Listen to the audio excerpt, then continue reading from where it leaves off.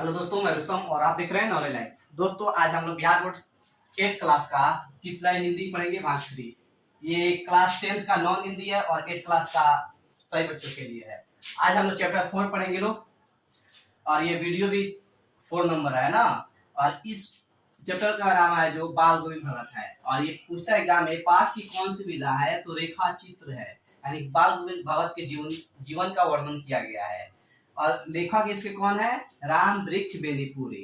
यानी कि बाल गोविंद भगत के जो जीवन का चित्रण किया गया है वो किसके द्वारा किया गया है? राम वृक्ष बेनीपुरी के द्वारा किया गया है। ठीक है, तो दोस्तों अब हम इसको चैप्टर को शुरू करते हैं। पेज नंबर 12 है, और सबसे पहले जो ब्रैकेट में पीला कलर में लिखा गया है उसको पढ़ाते हैं। लिखा है, राम वृक्ष बेनीपुरी रचित रेखाचित्र बाल गोविंद भगत के धर्म के इस मर्म का उद्घाटन करता है कि धर्म पालन आडंबरों या अनुष्ठानों के निर्वहन में नहीं, बल्कि आचरण की पवित्रता और शुद्धता में है। अर्थात राम वृक्ष बेनीपुरी ने बाल गोविंद भगत के जीवन का वर्णन किया है, जिसमें वह बताया गया है कि वह आडंबर को, अंधविश्वास को नहीं मानते थे, बल्कि उनका आचरण बहुत ही पवित्र था। नायक बाल गोविंद भगत गृहस्थ हैं। उनकी वेशभूषा भी साधु जैसी नहीं है, लेकिन उनकी दिनचर्या और निर्णय मनुष्यता की सच्ची और सही परिभाषा रचने में सहायक है। करा इसके जो नायक है, इस कहानी के नायक है राम वृक्ष बेनीपुरी जो लिखे हैं, उनका नायक है बाल गोविंद भगत। और उनके जीवन का वर्णन किया गया है, बताया गया है कि बाल गोविंद भगत एक गृहस्थ है, यानी खेती बाड़ी करते हैं ना। उनका रहन सहन साधुओं जैसी है। इस पाठ के माध्यम से आप एक नई गद्य विधा रेखा चित्र की विशेषताओं और रूप से भी परिचित होंगे। अर्थात हमें एक नई विधा के बारे में जानकारी मिलेगी। अब चैप्टर शुरू करते हैं। बाल गोविंद भगत मझौले कद के गोरे चिट्टे आदमी थे, 60 के ऊपर के होंगे, बाल पक गए थे। बाल गोविंद भगत कैसे हैं? ना तो लंबे हैं और ना ही छोटे हैं, है ना। और इनको कितनी है? 60 के ऊपर। ये एग्जाम में पूछता है बाल गोविंद भगत की उम्र कितनी है, तो 60 के ऊपर। फिर लिखा है, लंबी दाढ़ी या जटाजूट तो नहीं रखते थे, किंतु हमेशा उनका चेहरा सफेद बालों से ही जगमग किया रहता था। कपड़े बिल्कुल कम पहनते थे, कमर में एक लंगोटी मात्र और सिर में कबीरपंथी किसी करपट्टी टोपी। यानी कि हमेशा लंगोटी पहनते थे और कबीर की टोपी पहनते थे, यानी कि हेलमेट की तरह होता है ना कबीरपंथी टोपी, उसी को पहनते थे। कैसा टोपी पहनते थे? कबीरपंथी टोपी। फिर आगे लिखा है, जब जाड़ा आता एक काली कमली ऊपर से ओढ़े रहते, मस्तक पर हमेशा चमकता हुआ रामानंदी चंदन का टीका लगाते। किस चीज का टीका लगाते? रामानंदी चंदन का टीका लगाते। किस तरह का टीका लगाते? रामानंदी चंदन के टीके, जो नाक के एक छोर से ही औरतों के टीके की तरह शुरू होता। गले में तुलसी की जड़ों की एक बेडौल माला बांधे रहते हैं। गले में किसकी माला बांधते? तो तुलसी की जड़ों की बेडौल माला। ये सारे ऑब्जेक्टिव क्वेश्चन है दोस्तों, ध्यान से सुनिएगा। चलिए अगला ग्राफ देखते हैं। लिखा है, ऊपर की तस्वीर से यह नहीं माना जाए कि बाल गोविंद भगत साधु थे। लग रहा है लोग साधु की तरह रहते हैं, वेशभूषा भी साधु जैसा है, नहीं, बिल्कुल गृहस्थ। यानी वो साधु नहीं है, गृहस्थ है। उनका अपना परिवार है, घर है, खेती बाड़ी। उनकी गिरनी तो मुझे याद नहीं, उनके बेटे और पतोह को तो मैंने देखा था। थोड़ी खेती बाड़ी भी थी, एक अच्छा साफ सुथरा मकान भी था।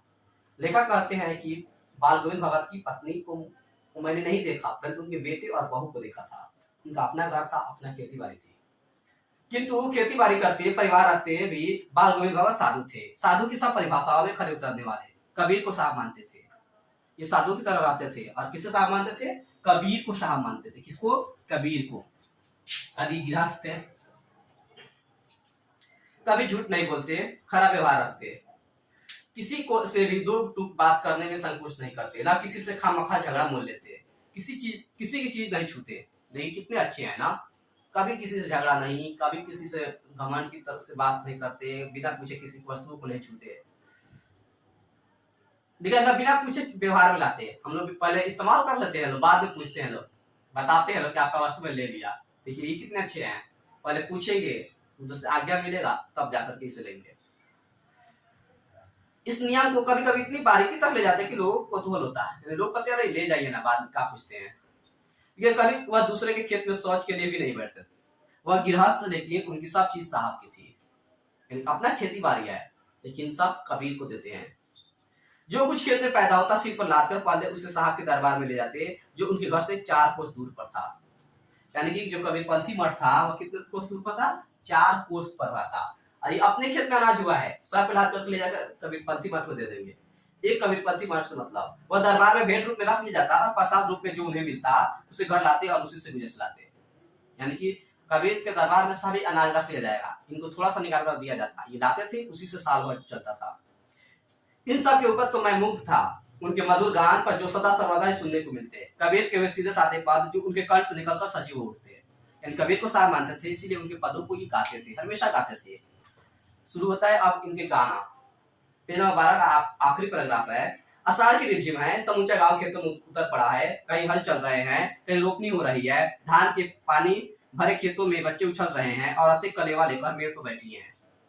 यानी रोपनी होता है ना धान के, वही हो रहा है। औरतें अपने अपने पति के लिए या जो काम कर रहे हैं मजदूर उनके लिए खेत में जाकर के खाना लेकर के मेड़ पर बैठी हैं। आसमान में से बादल गिरा, धूप का नाम नहीं, ठंडी पुरवाई चल रही। ऐसे ही समय आपके कानों में एक स्वर तरंग झंकार से कर उठी। यह क्या है, यह कौन है, यह पूछना ना पड़ेगा। यानी यह गीत कौन गा रहा है सबको पता है, कोई नहीं पूछेगा। बाल गोविंद भगत समूचा शरीर कीचड़ में लिथ रहे, अपने खेत में रोपनी कर रहे हैं, है ना, अपने खेत में रोपनी कर रहे हैं और वही गीत गा रहे हैं। उनकी उंगली एक एक धान के पौधों को पंक्तिबद्ध खेत में बिठा रही है। उनका कद एक एक शब्द को संगीत के जीने पर चढ़ाकर कुछ को ऊपर स्वर की ओर भेज रहा है और कुछ को इस पृथ्वी की मिट्टी पर खड़े लोगों के कानों की ओर। यानी कि आवाज चारों तरफ गूंज रहा है, लोग सुन रहे हैं।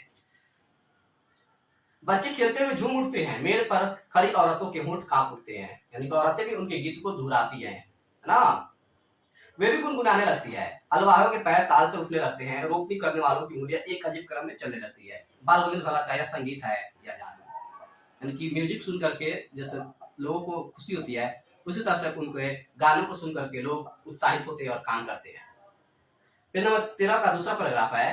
भादों की वह अंधरतिया, अभी थोड़ी देर पहले मूसलाधार वर्षा खत्म हुई है और बादलों की गरज बिजली की तड़पने में आपने कुछ ना सुना हो, किंतु अब झिल्ली को झनकार या दादरों की टटर बाल गोविंद भगत के संगीत को अपने कोलाहल में डुबो नहीं सकती। यानी चारों तरफ बारिश बहुत तेज हुआ है, अभी अभी खत्म हुआ है, झिंगुर मेढक टटरा रहे हैं, परंतु उन सारे शोर के बीच बाल गोविंद भगत गा रहे हैं। उनकी खजड़ी टिमक टिमक बज रही है। खजड़ी छोटा सा डमरू के आकार का वाद्य यंत्र होता है ना, वे बजा रहे हैं और वे गा रहे हैं। क्या गा रहे हैं? गोदी में पियावा चमक उठे, सखिया हुचुक उठाना। यानी ये गांव का देहाती गीत है और ये गा रहे हैं। उसका अर्थ है, हाँ पिया तो गोद में ही है, किंतु वह समझती है वह अकेली है, चमक उठती है, हिचक उठती है। यानी कि बारिश के डर से, बादल के डर से। उसी भरे बादलों वाले भादों की आधी रात में उनका यह गाना अंधेरे में अकस्मात कौंध उठने वाली बिजली की तरह किसे न चौंका देता। लेखक कह रहे हैं, मैं गाना सुना तो मैं चौंक गया, आधी रात में ये गा रहे हैं। अरे अब सारा संसार निस्बत्ता में सोया है, पूरी दुनिया में सन्नाटा है, सब लोग सोए हैं, मगर 12 बजे रात में ये गा रहे हैं। बाल गोविंद भगत का संगीत जाग रहा है, जगा रहा है। और क्या गा रहे हैं? तेरी गठरी में लगा चोर मुसाफिर जाग जरा। यानी गांव की रखवाली कर रहे हैं चोरों से, बदमाशों से, ताकि गांव में चोरी नहीं होगा। और गाना गा रहे हैं, तेरी गठरी में लगा चोर मुसाफिर जाग जरा। तो पेज नंबर 30 का पैराग्राफ नंबर 3 है। कार्तिक आया नहीं कि बाल गोविंद भगत की प्रभातियां शुरू हुई।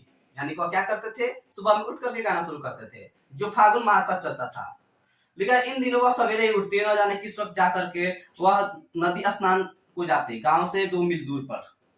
ये रोज नहाने के लिए जाते थे, है ना, जो नदी है कितना गांव से 2 मील दूर है, ठीक है। फिर आगे लिखा है, वहां से नहा धोकर लौटते और गांव के बाहर ही पोखरे के ऊंचे भिड्डे पर अपनी खजरी लेकर जा बैठते और अपने गाने टेरने लगते। यानी गांव में एक पोखरा है, वहां पे ऊंचे भिंडा यानी मिट्टी का ढेर है, उस पर बैठ करके गाना शुरू कर देते। मैं शुरू से ही देर तक सोने वाला हूँ, किंतु एक दिन माँ की उस दांत किटकिटा देने वाली भोर में भी उनका संगीत मुझे पोखरे पर ले गया था। लेखक कह रहे हैं, मैं देर तक सोता था, परंतु एक दिन मैं भोर में ही उठ करके उस पोखरा पर चला गया बाल गोविंद भगत के गीत को सुनने के लिए। अभी आसमान के तारों के दीपक बुझे नहीं थे, हाँ पूरा में लोही लग गई थी, जिसकी लालिमा को शुक्र तारा और बढ़ा रहा था। खेत, बगीचा, घर सब पर कुहासा छा रहा था। सारा वातावरण अजीब रहस्य से आवृत मालूम पड़ता था।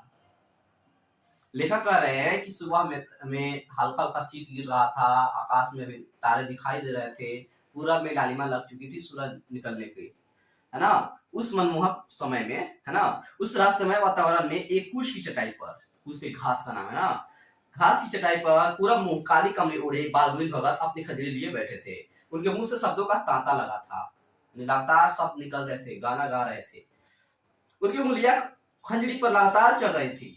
गाते गाते इतने मस्त हो जाते, इतने सुरूर में आते, उत्तेजित हो उठते कि मालूम होता था अब खड़े हो जाएंगे। यानी कि वो गाना में एकदम व्यस्त है। कमली तो बार बार सिर से नीचे सरक जाती। मैं तो जाड़े से कपकपा रहा था, किंतु तारे की छांव में भी उनके मस्तक के श्रम बिंदु जब तक चमक ही पड़ते। यानी कि लेखक कह रहे हैं राजवृक्ष पुरी कि मैं ठंडी से कांप रहा था, और बाल गोविंद वक्त जब गा रहे थे तो उनके पसीने निकल रहे थे, है ना, सर से। आगे लिखा है, लास्ट पैराग्राफ है पेज नंबर 13 का। गर्मी में उनकी संध्या मूस भरी शाम को भी शीतल कर देती थी। गर्मी यानी सॉरी, संध्या यानी शाम होता है ना, शाम में जो गीत गाया जाता है। अपने घर के आंगन में वे अपने आसन जमाए बैठते और गांव के कुछ उनके प्रेमी भी जुट जाते। खंजड़ियों और करतालों की भरमार हो जाती। एक पद बाल गोविंद भगत कहते, उनकी प्रेमी मंडली उसे दोहराती तिहराती। यानी कि गर्मी में ये सामने बैठ करके गाते थे, कुछ लोग आ जाते थे, इनके साथ गाते थे। धीरे धीरे स्वर ऊंचा होने लगता, एक निश्चित ताल, एक निश्चित गति से। उस ताल स्वर के चढ़ाव के साथ श्रोताओं के मन भी ऊपर उठने लगते। धीरे धीरे मन तन पर हावी हो जाता। होते होते एक ऐसा चढ़ाता कि बीच में खंजरी लिए बाल गोविंद भगत नाच रहे हैं, और उनके साथ ही सबके तन और मन नृत्यशील हो उठे हैं। सारा आंगन नृत्य और संगीत से उत्प्रोत है। यानी सभी लोग झूम रहे हैं, गा रहे हैं, नाच रहे हैं, मौज मस्ती में हैं लोग। और इस कहानी का सबसे इंपोर्टेंट पार्ट अभी है ना, पेज नंबर 14 में पैराग्राफ नंबर 2। बाल गोविंद भगत की संगीत का साधना का चरम उत्कृष्ट उस दिन देखा गया जिस दिन उनका बेटा मरा। उनका इकलौता पुत्र था और वह मर गया। इकलौता बेटा था वह, कुछ सुस्त और बोदा सा। कैसा था? बोदा सा, यानी कम बुद्धि वाला, ठीक है ना। किंतु इसी कारण बाल गोविंद भगत उसे और भी मानते। उनकी समझ में ऐसे आदमियों पर ही ज्यादा नजर रखनी चाहिए या प्यार करने चाहिए, क्योंकि ये निंदारी और मोहब्बत के ज्यादा हकदार होते हैं। यानी अपने बेटे को बहुत प्यार करते थे, क्योंकि वो कम बुद्धि वाला था, ये सीधा साधा सच्चा था। बड़ी सास से उसकी शादी कराई थी। पतोहू बड़ी ही सुशील और सुशील मिली थी। घर की पूरी प्रबंधिका बनकर भगत को बहुत कुछ दुनियादारी से निवृत्त कर दिया था उसने। यानी अपने बेटे की शादी करा चुके थे। उनकी पतोहू भी बहुत ही अच्छी थी, है ना, घर की सारी जिम्मेदारियां संभाल चुकी थी। फिर आगे लिखा है, उनका बेटा बीमार है, इसकी खबर रखने की लोगों की कहाँ फुर्सत, किंतु मौत तो अपनी ओर भी सबका ध्यान खींच कर रहती है। हमने सुना बाल गोविंद भगत का बेटा मर गया, कौतूहलवश उनके घर गया। यानी उनका बेटा बहुत दिनों से बीमार चल रहा था और अचानक एक दिन मर गया। लेखक बाल गोविंद भगत के घर गए, है ना, उसके पुत्र को देखने के लिए। वह गए तो वहां देखकर हैरान हो गए वहां की घटनाओं को। बेटे को आंगन में एक चटाई पर लिटाकर सफेद कपड़े से ढाक रखा है। वह कुछ फूल तो हमेशा ही रोकते रहते, उन फूलों में से कुछ तोड़कर उस पर बिखरा रखा है। फूल और तुलसी दल भी। सिराने चिराग जला रखा है और उसके सामने जमीन पर ही आसन जमाए गीत गाए चले जा रहे हैं। यानी बेटे को आंगन में सुला करके सफेद कपड़े उड़ा दिए हैं, बगल में चिराग जल रहा है, पर फूल उड़ाए हैं, आप बगल में बैठ करके गीत गा रहे हैं। ऐसे थे बाल गोविंद भगत। और लिखे, वही पुरानी सवार, वही पुरानी तल्लीनता। घर में पतोहू रो रही है, जिसे गांव की स्त्रियां चुप कराने की कोशिश कर रही हैं, किंतु बाल गोविंद भगत गाए जा रहे हैं। हाँ, गाते गाते कभी पतोहू के नजदीक भी जाते और उसे रोने के बदले उत्सव मनाने को कहते। आत्मा परमात्मा के पास चली गई, प्रेमी अपने प्रेमी से जा मिली, भला इससे बढ़कर आनंद कौन बात। यानी अपने पतोहू के पास जाते तो कहते रो नहीं, उत्सव मनाओ। क्यों मनाओ? क्योंकि आत्मा परमात्मा से जा मिली है, और यह रोने के लिए नहीं, खुशी के लिए है। मैं कभी कभी सोचता है ये पागल तो नहीं हो गए। यानी लेखक को लग रहा था बाल गोविंद भगत का इकलौता बेटा मरा है तो ये पागल हो गए होंगे। नहीं, किंतु नहीं, वह जो कुछ कह रहे थे उनमें उनका विश्वास बोल रहा था। वह चरम विश्वास जो हमेशा ही मृत्यु पर विजयी होता आया है। जो लोग विश्वास करता है ना, जो पवित्र मन के होते हैं, और मृत्यु से डरते नहीं, हारते नहीं है। नेक्स्ट पैराग्राफ है, बेटे की क्रियाक्रम में तू नहीं किया, यानी अंतिम संस्कार में देरी नहीं किया, पतोही से ही आग दिलाई उसकी, ना। हिंदू धर्म में अधिकतर मान्यता है कि पुरुष ही यानी अंतिम संस्कार में चिता को आग देते हैं, परंतु उन्होंने अंधविश्वास को नहीं माना और अपने पतोहू से ही बेटे की आग दिलवाई। किंतु जो ही श्राद्ध की अवधि पूरी हुई, पतोहू के भाई को बुलाकर उससे शादी कर दिया, यह आदेश देते हुए कि उसकी दूसरी शादी करा देना। हिंदू धर्म में ये भी एक खिलाफ है ना, विधवा विवाह नहीं किया जाता है, परंतु इन्होंने अपने पतोहू को उसके मायके भेजने का निश्चय किया, ये कहते हुए कि उसकी दूसरी शादी करा देना। इधर पतोहू रो रो कर कहती, मैं चले जाऊंगी तो बुढ़ापे में कौन आपके लिए भोजन बनाएगा, बीमार पड़े तो कौन एक चुल्लू पानी भी देगा, मैं पैर पड़ती हूँ, मुझे अपने चरणों से अलग नहीं कीजिए। यानी वह सेवा करना चाहती है अपने मतलब ससुर का, मगर ये नहीं मानते हैं। लेकिन भगत का निर्णय अटल था। कहते हैं तू जा नहीं तो मैं ही इस घर को छोड़कर चल दूंगा। यह थी उनकी आखिरी दलील, और इस दलील के आगे बेचारे की क्या चलती, यानी उनकी पतोहू अपने मायके चली गई। पेज नंबर 14 का लास्ट पैराग्राफ है, बेटे बाल गोविंद भगत की मौत उन्हीं के अनुरूप हुई। वह हर वर्ष गंगा स्नान करने जाते, स्नान पर उतनी आस्था नहीं रखते जितना संत समागम और लोक दर्शन पर, पैदल ही जाते। करीब 30 कोस पर गंगा थी, यानी बाल गोविंद भगत साल में एक बार गंगा नदी के किनारे जो मेला लगता था संतों का, उसको घूमने के लिए जाते थे। स्नान में उतना विश्वास नहीं रखते, लेकिन जाते जरूर थे। कितने दूर पर? 30 कोस, है ना, साल में एक बार, और पैदल ही जाते थे। साधु को संबल लेने का क्या हक, और गृहस्थ किसी से भिक्षा क्यों मांगे। अतः घर से खाकर चलते तो फिर घर पर ही लौट कर खाते, रास्ते पर खंजरी बजाते, गाते, जहां प्यास लगती पानी पी लेते, यानी एक साधु तरह जीवन जीते थे। इसीलिए कभी भी सहारा नहीं लेते थे, सवारी नहीं लेते थे, और एक गृहस्थ थे ये, इसीलिए कभी किसी से भिक्षा भी नहीं मांगते थे। यानी घर से खाना खाकर चलते, फिर घर पर ही आकर खाना खाते थे, और ये 3-4 दिन 5 दिन तक चलता। 4-5 दिन में आने जाने में लगते, किंतु इस लंबे उपवास में भी वही मस्ती। अब बुढ़ापा आ गया था, किंतु टेक वही जवानी वाली। इस बार लौटे तो तबियत कुछ सुस्त थी, यानी इस बार भी गए थे, वापस भी आए, परंतु इस बार तबियत थोड़ा खराब रहने लगी, क्योंकि बूढ़ा हो चुके थे। खाने पीने के बाद में तबियत नहीं सुधरी, थोड़ा बुखार आने लगा, किंतु नियम व्रत तो छोड़ने वाले नहीं थे। सुबह शाम गाना नाना सब वही दोनों जुन गीत, स्नान, ध्यान, खेती बाड़ी देखना दिन दिन छिजने लगे, यानी उनके चेहरे पर रौनक खत्म होने लगी, है ना, तबियत खराब रहने लगी। लोगों ने नहाने धोने से मना किया, आराम करने को कहा, किंतु हंसकर टाल देते रहे, यानी अपना काम करते रहे। उस दिन भी संध्या गीत गाए, किंतु मालूम होता जैसे धागा टूट गया हो, माला का एक एक दाना बिखरा हुआ। भोर में लोगों ने गीत नहीं सुना, जाकर देखा तो बाल गोविंद भगत नहीं रहे, सिर्फ उनका पंजर पड़ा है। यानी एक दिन लोगों ने देखा, शाम में गीत गाकर अच्छा से सोए थे, मगर सुबह में लोगों ने गीत नहीं सुना, घर पर जाकर देखे तो वह मर चुके थे, उनका लाश पड़ा हुआ था। ये कौन लिखे? राम वृक्ष मेरी पूरी। अब हम इसका लिखते हैं शब्दार्थ। कमली का अर्थ होता है कंबल, कलेवा का अर्थ होता है सुबह का जलपान, यात्रा करते समय रात में रखा गया भोजन। पूर्वाई का अर्थ होता है पूरब से चलने वाली हवाएं, अदरतिया यानी आधी रात। खंजरी यानी टपली के आकार के, परंतु आकार में छोटे एक आद्य यंत्र। निष्फलता यानी सुनसान सन्नाटा। आवृत यानी ढका हुआ। कुश यानी एक प्रकार का घास है। बोधा यानी कम बुद्धि वाला। संबल यानी सहारा। जीना यानी सीढ़ी। दोस्तों ये चैप्टर समाप्त हो गया। इसका क्वेश्चन आंसर ऑलरेडी पहले से किया जा चुका है, आप लोगों को डिस्क्रिप्शन में लिंक मिल जाएगा। ये वीडियो आपको कैसा लगा कमेंट सेक्शन में जरूर बताएं, और भी वीडियो पाने के लिए हमारे चैनल को सब्सक्राइब करें। तब तक के लिए धन्यवाद।